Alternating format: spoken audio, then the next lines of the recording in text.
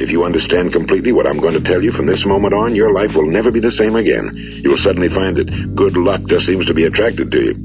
The things you want just seem to fall in line, and from now on you won't have the problems, the worries, the gnawing lump of anxiety that perhaps you've experienced before. Doubt, fear, well, they'll be things of the past. Here's the key to success, and the key to failure. We become what we think about. Now let me say that again.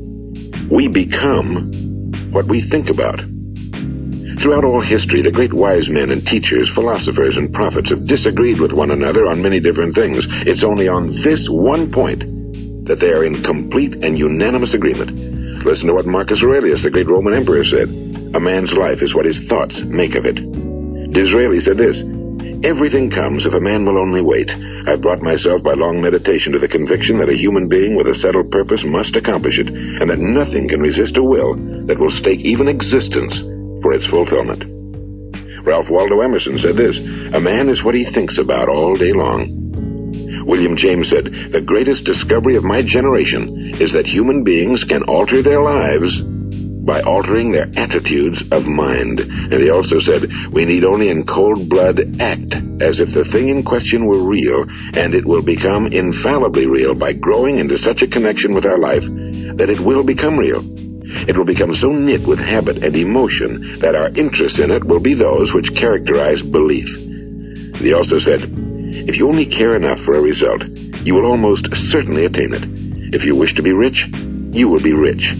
If you wish to be learned, you will be learned. If you wish to be good, you will be good. Only you must then really wish these things and wish them exclusively, and not wish at the same time 100 other incompatible things just as strongly.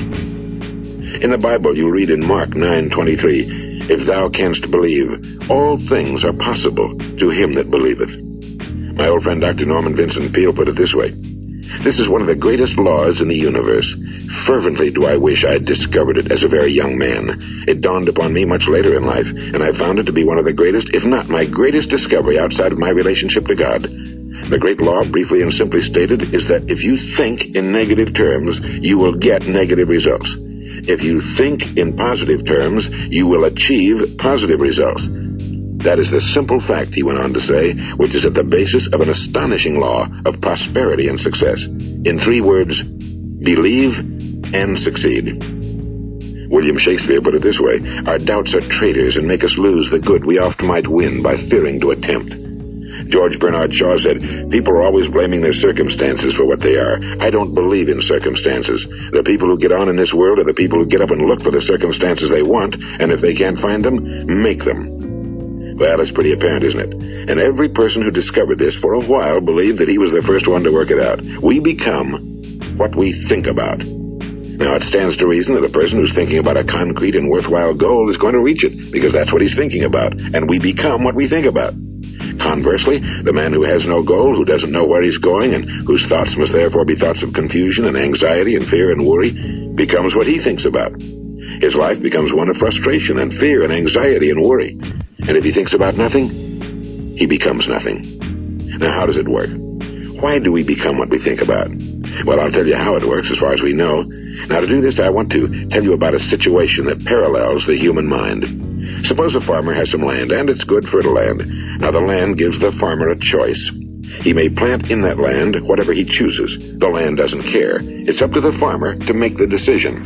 Now remember, we're comparing the human mind with the land because the mind, like the land, doesn't care what you plant in it. It will return what you plant, but it doesn't care what you plant.